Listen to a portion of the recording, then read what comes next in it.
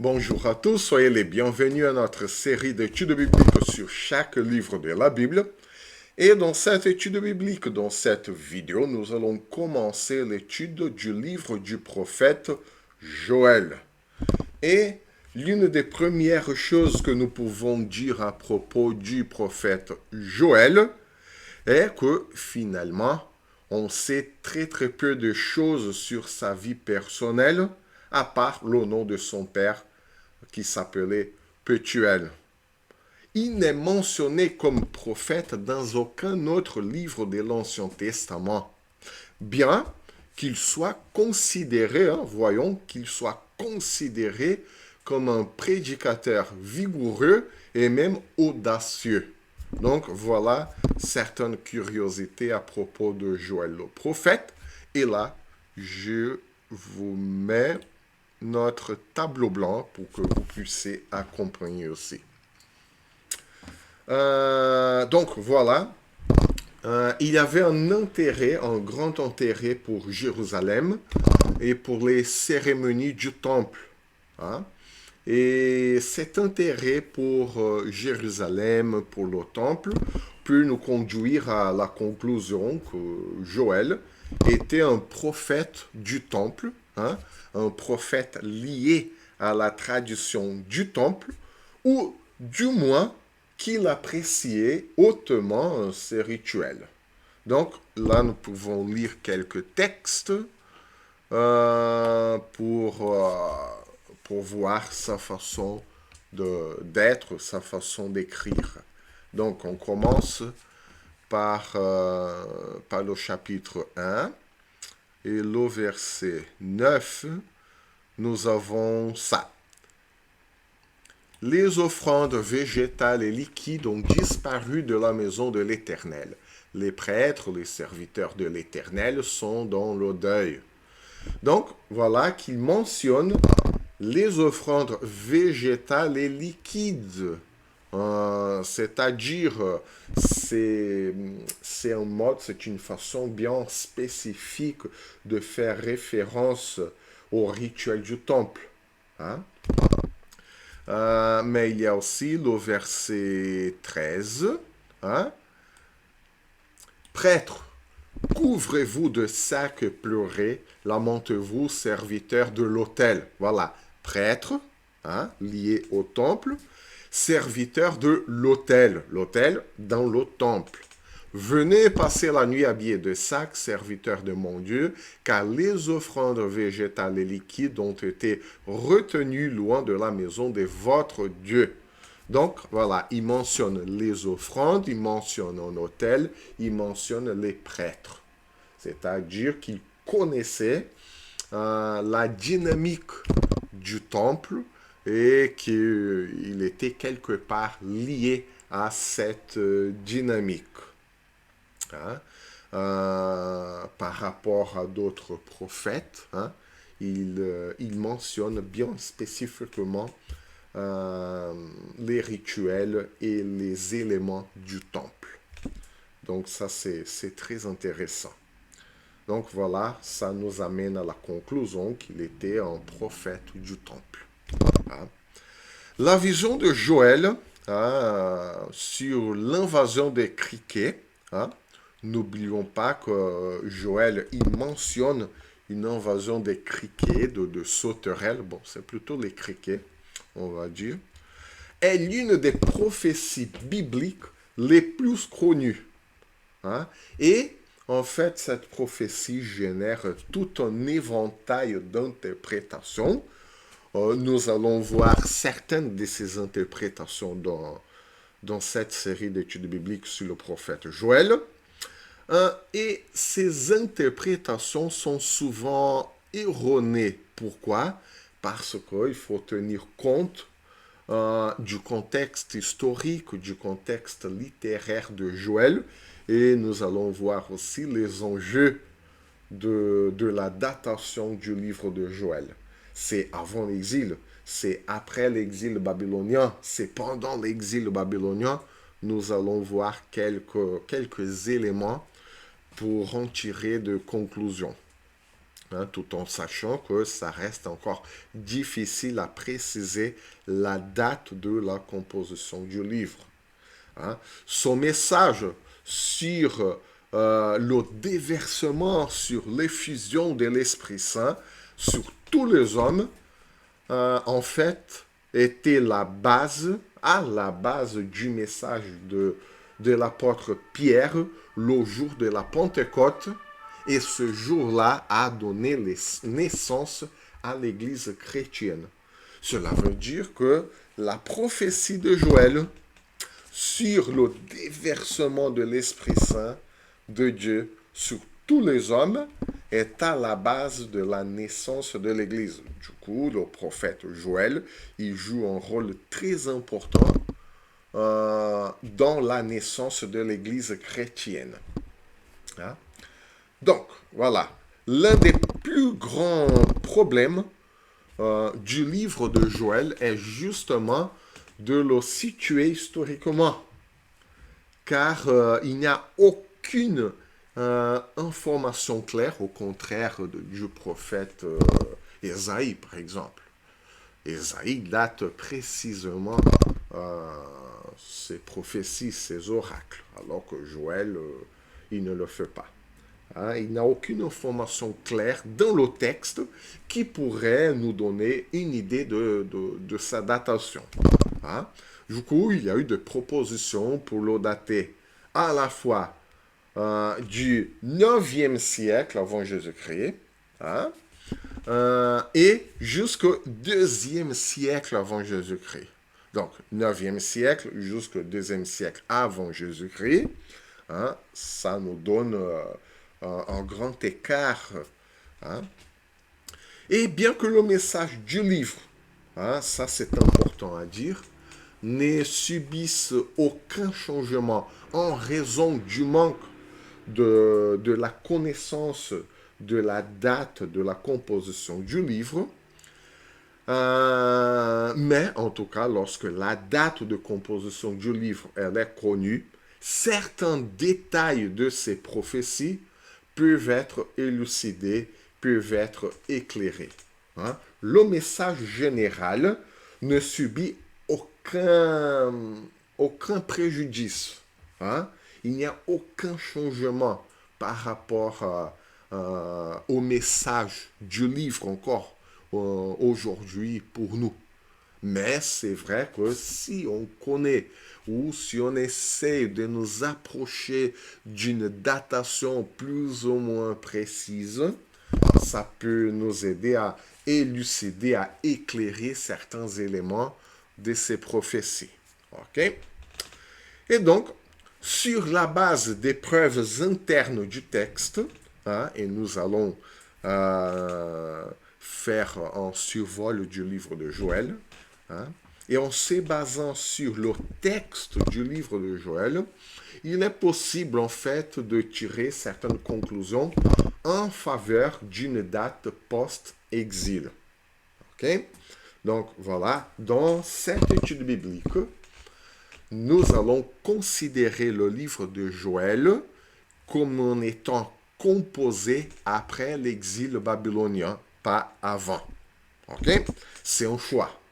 C'est un choix qu'on a fait, mais c'est vrai que si dans votre lecture, d'autres auteurs proposent une date avant l'exil, bon, voilà, c'est un choix.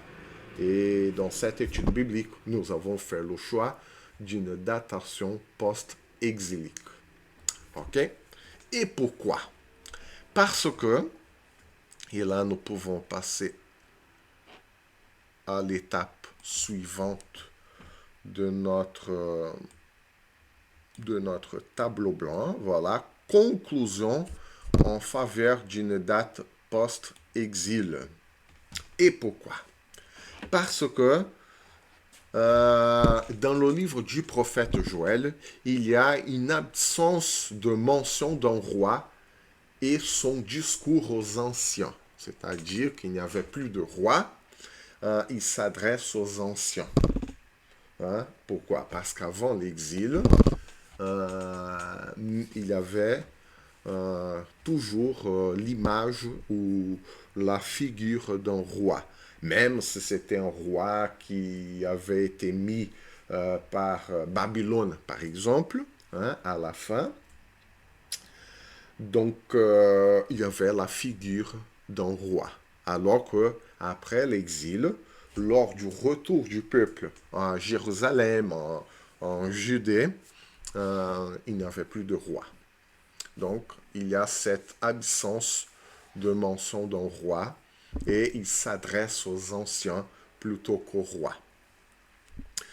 Il y a aussi l'utilisation intense de l'expression le jour du Seigneur, hein? C'est-à-dire que le jour du Seigneur, c'est un jour de jugement. OK? Et après l'exil, cette notion du jour du Seigneur, le jugement, elle était beaucoup plus claire pour le peuple qu'avant l'exil babylonien. Hein, parce que le peuple ne croyait plus à la présence de Dieu. Donc, si on parlait le jour du Seigneur, ça ne voulait rien dire avant l'exil. Hein, ou ça voulait dire quelque chose, mais c'est pas le même poids, c'est pas la même signification.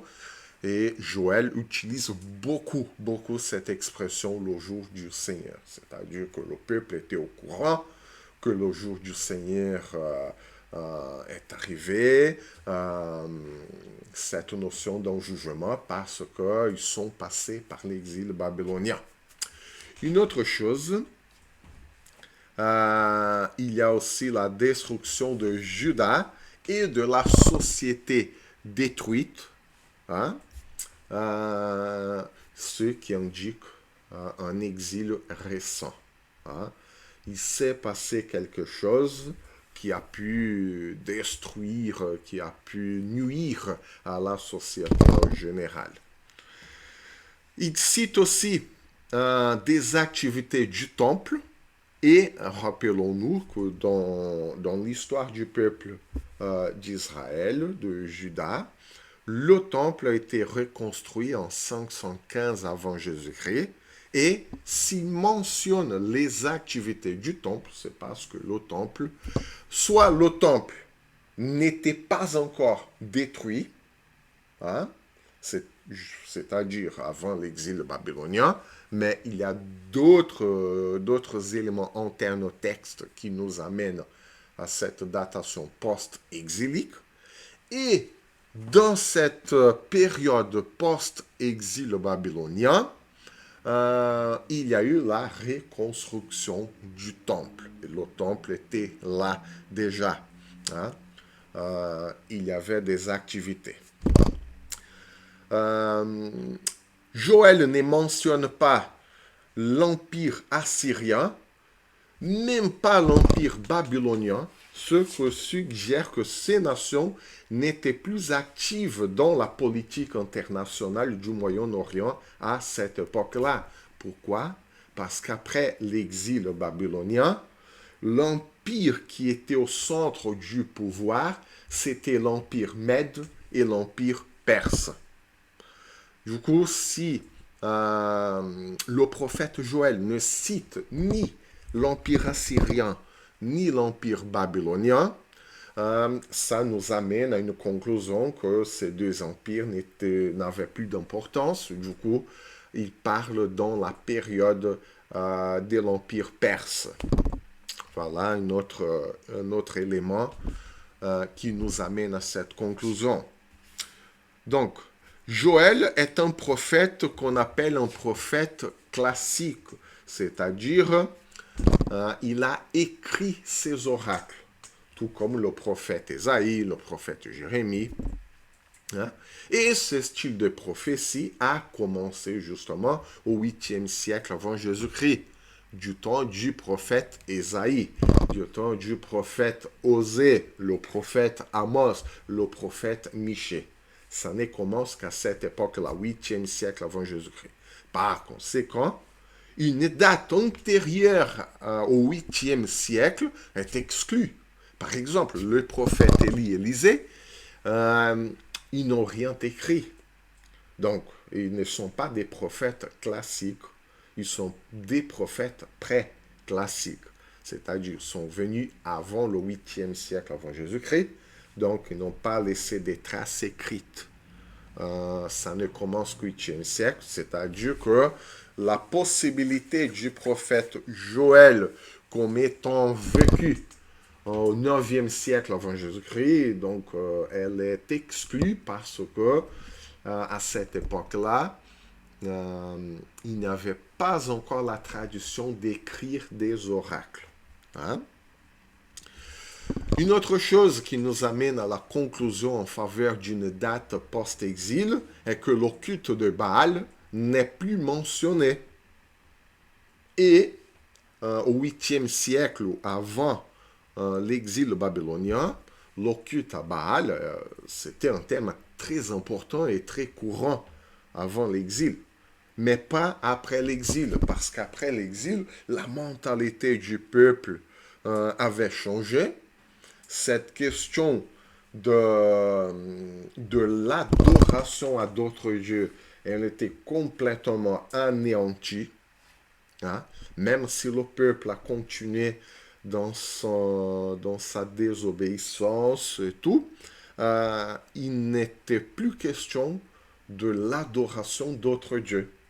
Rien n'est dit sur l'adoration à Marduk, par exemple, le dieu de Perse. Donc, et Agé, pardon, pas le prophète Agé, mais le prophète Joël ne mentionne pas le culte de Baal. Et Joël, il fait aussi une référence à la destruction d'Édom. Hein? Et là, on parle de Joël, le chapitre 3, le verset 19. Ah oui, il y a ça aussi. Là, j'ai marqué chapitre 3, verset 19, mais en fait, selon la traduction ou selon notre choix, voilà. Vous voyez que dans la version Louis II, le chapitre 3, il est plus long, alors que la seconde 21, il va jusqu'au verset 20, parce que ça continue au chapitre 4. Du coup, pour garder cette... oui, mais là, je viens de tout gâcher. Ok. Seconde classique. On va choisir le prophète Joël, le chapitre 3 et le verset 19. Là, c'est juste pour garder la même référence que je vous ai mis dans notre tableau blanc. Donc, ne vous inquiétez pas, le texte est le même. C'est juste la façon de couper le texte qui a été changé selon la traduction de notre choix. Voilà. Donc, l'Égypte sera dévastée. Édom sera réduit en désert à cause des violences contre les enfants de Juda, dont ils ont répandu leur sang innocent dans leur pays. Donc, il mentionne la destruction d'Édom et la description du sacerdoce privilégie cette datation post-exilique entre la fin du 6e siècle et le début du 5e siècle avant Jésus-Christ. Pourquoi? Parce que donc sera réduit en désert. Du coup, voilà, ça favorise une datation post-exilique, hein, entre 6e siècle avant Jésus-Christ et 5e siècle avant Jésus-Christ. Donc, on continue. Et là, on peut parler maintenant du style littéraire du prophète Joël.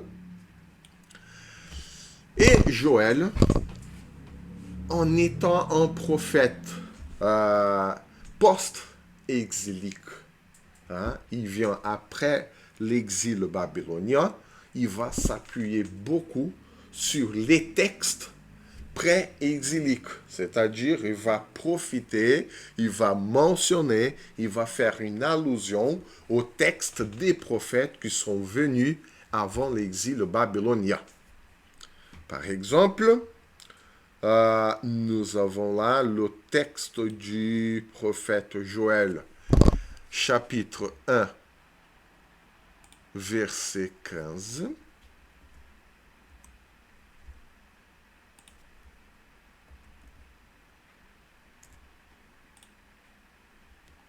Chapitre 1, verset 15. Ah, quel jour! Car le jour de l'Éternel est proche, il vient comme un ravage du Tout-Puissant. Et si nous lisons le prophète Ésaïe,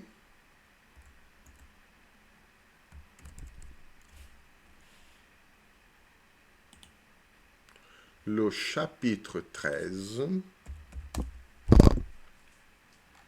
verset 6, gémissez, car le jour de l'Éternel est proche, il vient comme un ravage du Tout-Puissant. Donc voilà que le prophète Joël, il va presque citer mot par mot le livre du prophète Ésaïe. On revient, et là je pense que nous pouvons utiliser même un autre onglet. Ça va faciliter notre tâche. Donc voilà le prophète Joël. Bien. Chapitre 2. Verset 3. Devant lui est un feu dévorant et derrière lui une flamme brûlante. Le pays était auparavant comme un jardin d'Éden, et depuis c'est un désert affreux, rien ne lui échappe. Et là, Ésaïe, chapitre 51, 51, 3. Et voilà. Ainsi l'Éternel a pitié de Sion, il a pitié de toutes ses ruines, il rendra son désert semblable en Éden, et sa terre aride en jardin de l'Éternel. La joie et l'allégresse se trouveront au milieu d'elle, ses actions de grâce et le chant de cantiques. Donc voilà, il compare le désert au jardin d'Éden. Là, c'est moins évident, mais Joël, il mentionne presque les mêmes éléments, désert, jardin, Éden. Hein? Et voilà, il s'appuie sur aussi le texte du prophète Ésaïe. D'ailleurs, ce texte d'Ésaïe, le chapitre 51, nous le savons déjà que entre Ésaïe, entre le chapitre 40 et le chapitre 55, c'est la partie où Ésaïe il prophétise pendant l'exil babylonien. Donc voilà que le prophète Joël, il se sert d'un texte pré-exilique et d'un texte pendant l'exil aussi pour parler, pour transmettre les oracles de Dieu après l'exil babylonien. Donc nous voyons que le prophète Joël, il se sert en fait de tout le matériel qui existait déjà, le matériel prophétique bien évidemment, qui existait déjà avant son ministère. Un autre texte pendant l'exil babylonien, parce que Ésaïe 51, il se passe pendant l'exil babylonien, et il va utiliser aussi le texte du prophète Ézéchiel. Et le prophète Ézéchiel, nous le savons aussi, il a vécu pendant l'exil babylonien. Hein? Ézéchiel 36 et le verset 35.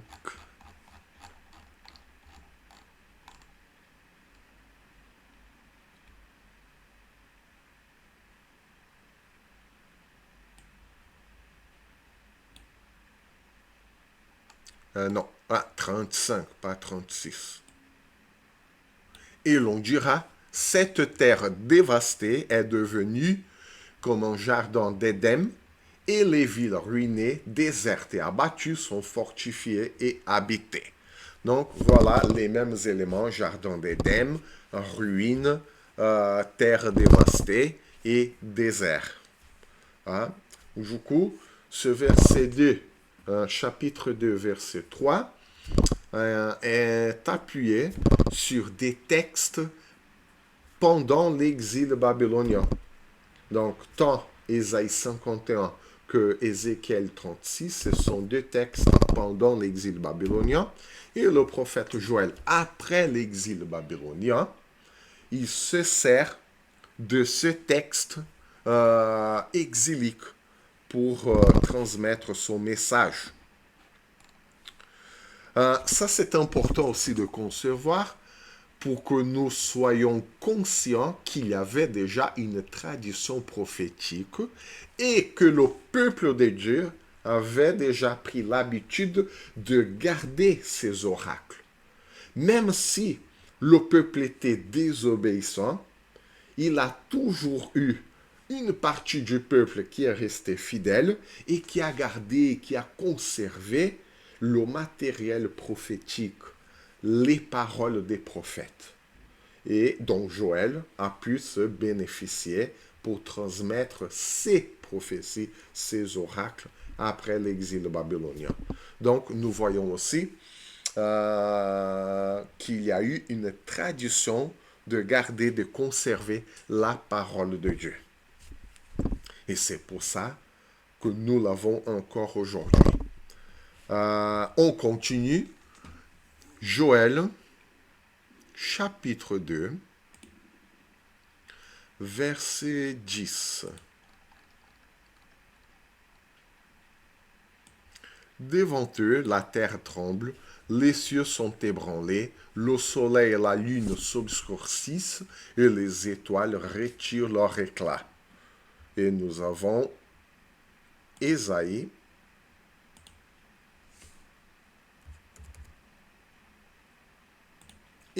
chapitre 2, le verset 4.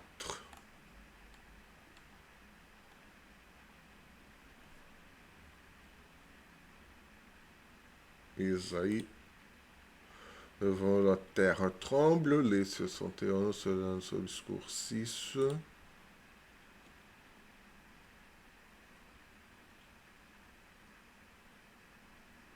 Et non. Là, je me suis trompé de... Je vous demande pardon, je me suis trompé de référence. Et oui. Non, c'est pas ça. On n'a pas le temps de trouver les bonnes références et je vous demande pardon pour ça. Mais je me suis trompé de référence. En fait, je ne me suis pas trompé de référence. Je me suis trompé de texte biblique. De 10 Ésaïe 13, 10. Ah, voilà. Eh oui. Non. J'ai cherché le mauvais texte, c'est tout. C'est Joël chapitre 2, verset 10 et Ésaïe 13, 10. Car les étoiles des cieux et leurs astres ne feront plus briller leur lumière, le soleil s'obscurcira dès son lever et la lune ne fera plus luire sa clarté. Donc voilà la référence de Joël prise du prophète Ésaïe. Hein? Joël 3, 10. Joël 3, 10. de vos oyaux forgés des épées et de vos serpes des lances, que le faible dise, je suis fort. Et là, oui, Ésaïe 2, 4. Voilà. Il sera le juge des nations, l'arbitre d'un grand nombre de peuples. De leurs glaives, ils forgeront des oyaux, et de leurs lances des serpes. Une nation ne tirera plus l'épée contre une autre, et l'on n'apprendra plus la guerre. Et aussi, Michée. Michée 4, 3.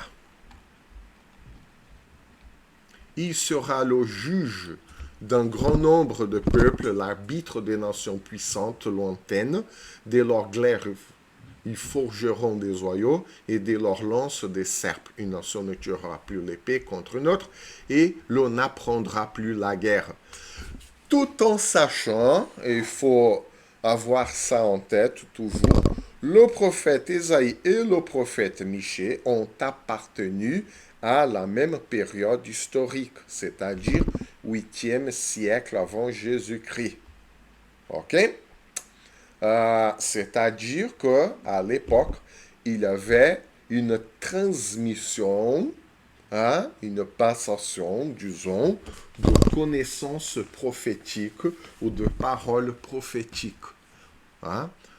D'une certaine façon, je ne sais pas si le prophète Michée a connu personnellement le prophète Ésaïe, mais encore une fois, nous voyons là une tradition prophétique que se forme, que se établit, que se solidifie, que se consolide parmi le peuple d'Israël.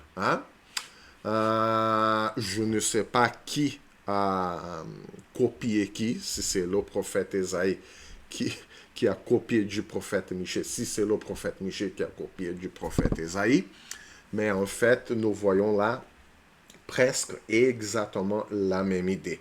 Cette idée s'est consolidée, et le prophète Joël s'est appuyé sur cette idée déjà consolidée depuis le 8e siècle avant Jésus-Christ. Donc, voilà que entre le 6e et le 5e siècle avant Jésus-Christ, c'est-à-dire au moins 3 siècles plus tard, cette tradition reste, cette tradition continue, et le prophète Joël a pu s'appuyer et presque mentionner aussi la même idée. On continue. Joël 3,16. De Sion l'Éternel rugit, de Jérusalem il fait entendre sa voix. Les cieux et la terre sont ébranlés, mais l'Éternel est un refuge pour son peuple, un abri pour les enfants d'Israël. Et là, nous avons le prophète Amos. Amos, chapitre 1er, le verset 2. Et voilà, il dit, de Sion l'Éternel rugit, de Jérusalem il fait entendre sa voix, les pâturages des bergers sont dans le deuil, et le sommet du Carmel est desséché. Donc, il y avait cette tradition que l'Éternel rougit, et que depuis Jérusalem, il faisait entendre sa voix. Donc, voilà cette notion qui se trouve aussi dans le prophète Ésaïe, chapitre 13, et le verset 13.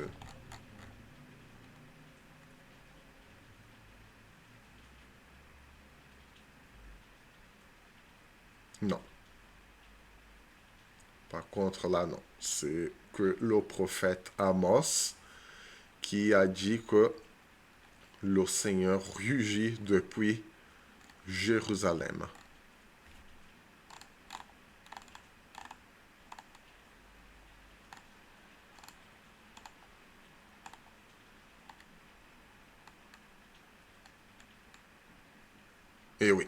c'est ça.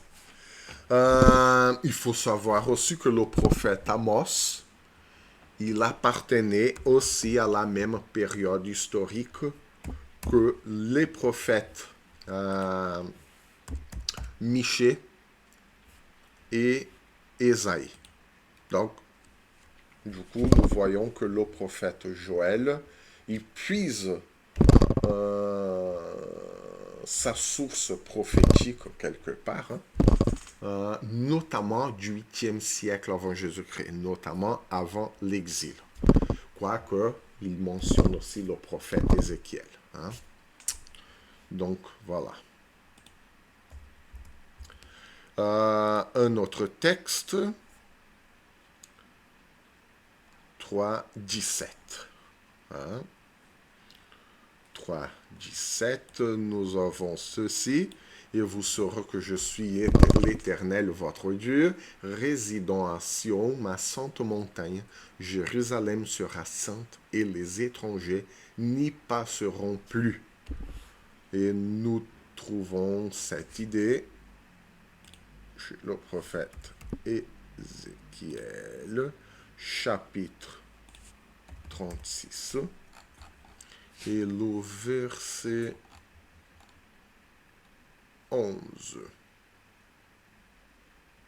Et vous saurez que je suis l'Éternel. Ok?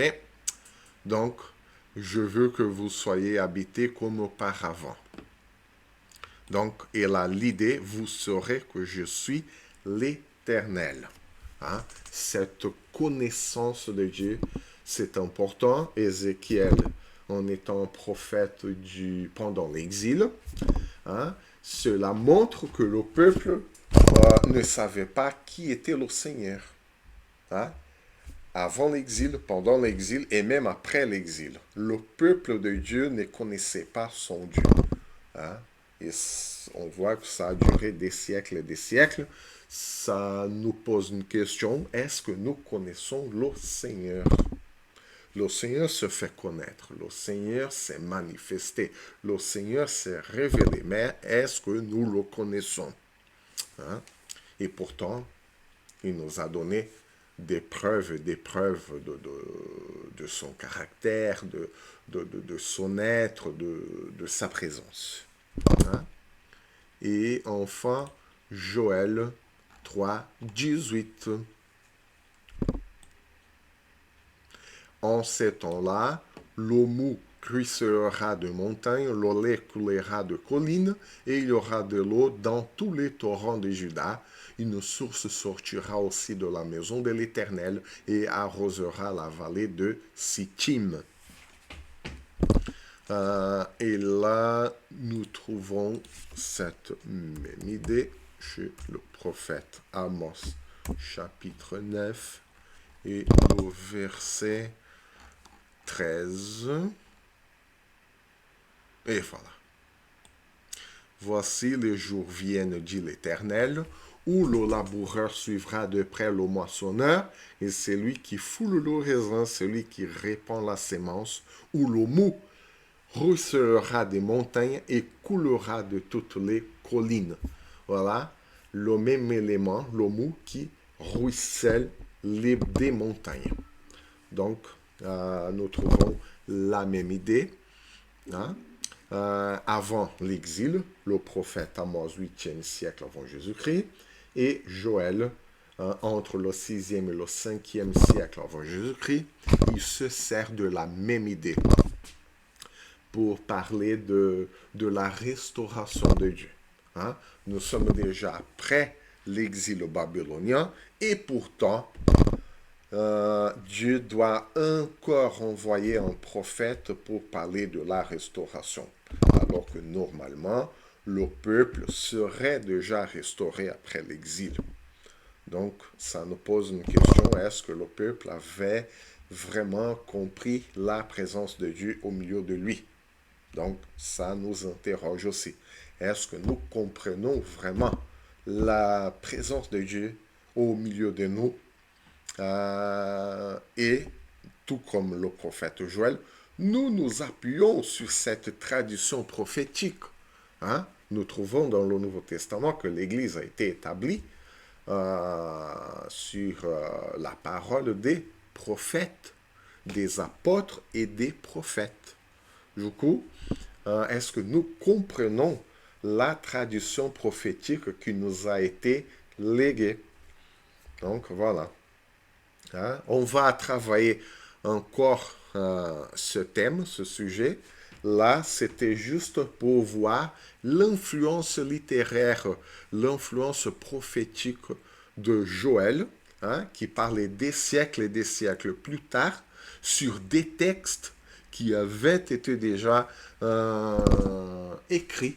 Ils étaient déjà là, le peuple avait gardé, conservé cette tradition prophétique dont Joël a pu se bénéficier. Et nous sommes des bénéficiaires encore aujourd'hui. Donc, loué soit le Seigneur pour sa parole.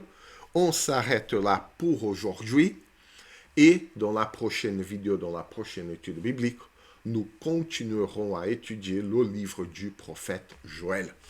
Donc, que le Seigneur vous bénisse, que le Seigneur vous garde. À la prochaine vidéo, à la prochaine étude biblique.